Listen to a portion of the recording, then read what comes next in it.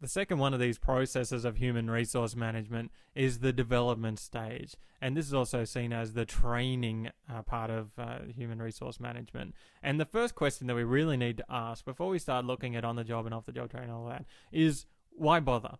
Why bother doing this development? Why bother doing this training? And, there are some good points for and against doing it. The first thing that it's going to do for the business is increase productivity.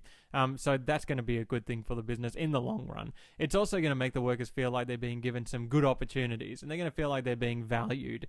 You wouldn't train someone who you didn't think you were going to keep for a long time. So workers feel like, oh, hey, they actually value me. They think that I'm a good employee. Otherwise, they wouldn't bother with this training. So that makes them work harder and has them more motivated. It also increases flexibility for the business, which is because, workers can fill in when others are absent. If everyone only has their own specific job and they never do any training in any other job, then when someone is away, they need to find someone else who can do that specific job, and they might need to hire someone from outside the business or whatever, or just not have that job be done that day. So it does become an issue of flexibility. Can you actually train your workers to take over from your other workers so that it's as smooth as possible when someone, leaves, or when someone, is missing that particular day? But there are some disadvantages to this development process. It can be expensive. Not just like for training course fees, but it can be expensive in terms of time lost. When your workers are out, they're not producing while they're training. If they're doing off-the-job training, it can be very, very expensive for the business. Some employees might also feel like it's a waste of time. If it's not relevant to them, if it's not interesting to them, they go, oh, no, more training. And this happens with things like, workplace health and safety training.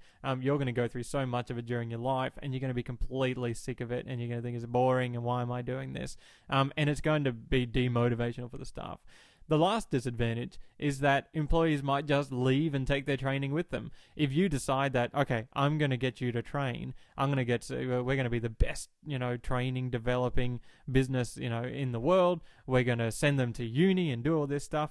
There's nothing stopping them from just leaving with all the training, all the free training that you've given them. So sometimes they'll subsidize university fees and things like that. So they say, look, we're not going to pay for the entire thing, but we do want to encourage you to do it because it does help us. So those are some of the disadvantages. In the end, though, all businesses are going to do some sort of development. It's really only the level that is going to change between businesses. So we're going to look at this in two steps. Step one is going to be planning. So who needs what training? What is the training going to achieve? What do we want it to achieve? What kind of workers do we want to have at the end of this training process? And finally, the financial decision. How much are we actually willing to spend in terms of time loss and the training costs? How much are we willing to spend developing our workers, knowing that they might just leave and take it with them? Now, the who needs what training, that can actually be done by going through in the acquisition process. You can, write down a list of all the things that they can do, all their skills and all their qualifications, and then keep it in a database. All the workers, in the HR department have a database, so you know exactly who needs what training. And that happens, for legal reasons as well. So for workplace health and safety training, workers will often have to sign on and sign that they were actually there, to make sure that all the workers have that training. The second step then is choosing the right mix of on-the-job and or off-the-job training. So really, most businesses are going to do a little bit of both. But it's going to vary from business to business what the mix between them is. So on-the-job training is training people through performing the actual job that they're supposed to be doing. So this could be job shadowing, so going and following someone who is, doing the job. It might be like apprentices, so they're actually doing the work, but there is a trained person who is there who, is much more experienced that can tell them, no, don't touch that electrocutes you. They can actually help them that way. Or you might just have close supervision by current staff. So that's part of on-the-job training. When someone new gets hired, you could just have, like a not a buddy, but more a mentor, someone that can, mentor them and teach them, all right, this is how we do it, these are the best ways of doing it. The advantages of on-the-job training are that it's cheaper and it's less disruptive because you're not actually leaving the job, leaving the work site to go and do the training. It's not going to disrupt it. And it's always going to be relevant to that specific workplace. It's not going to be some irrelevant, that doesn't really apply to me kind of training, because you're doing it while you're doing the actual job that you're training for. right? So it is going to be, by definition, relevant.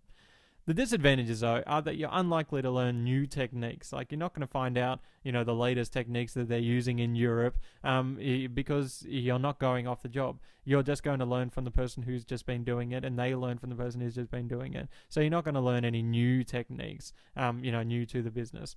The employee is also not going to get any extra qualifications, so they could be training for months and really get nothing out of it. They know that it might be a requirement as an apprentice to do this and but they're not going to get any formal qualifications from the business about it.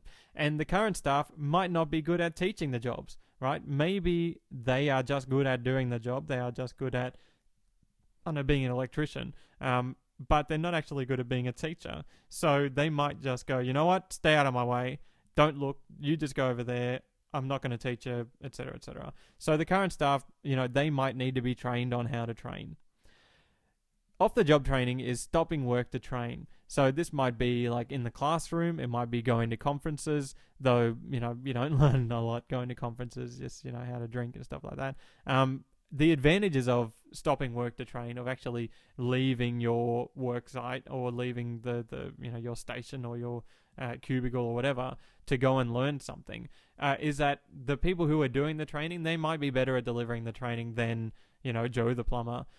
They might be better at doing it because they're a trained trainer. Right? They have specific qualifications when it comes to training. They might also have new developments from overseas that are new to the business or from other businesses. And there's also the networking opportunities. So especially for conferences, like I say, you just go there, learn a little bit from the actual presentations, but you're going to get a lot more in terms of networking with people from other businesses, people in similar industries and similar businesses. You're going to be able to go, hey, you know what?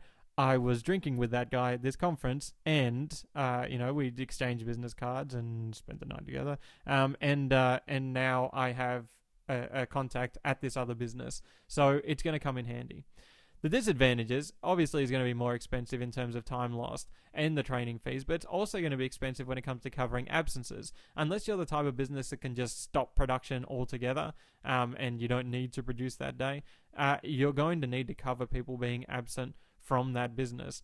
You might need to, bring someone in just for one person, or you might need to stop work completely. So for WHS training, a lot of it is done, online now, so they don't have to stop work to show you a video about how to lift a box or something like that. So it can be very, very expensive. And it also might be too general. It might not be suited to this particular business. You might go to, some classroom learning thing, and you might already know everything that's already there. They keep presenting and you're just sitting there bored, and you could have been producing all day. You could have been actually doing something all day or providing services. So it might be seen as irrelevant. And when training is irrelevant, it's really not going to be good for the business at all.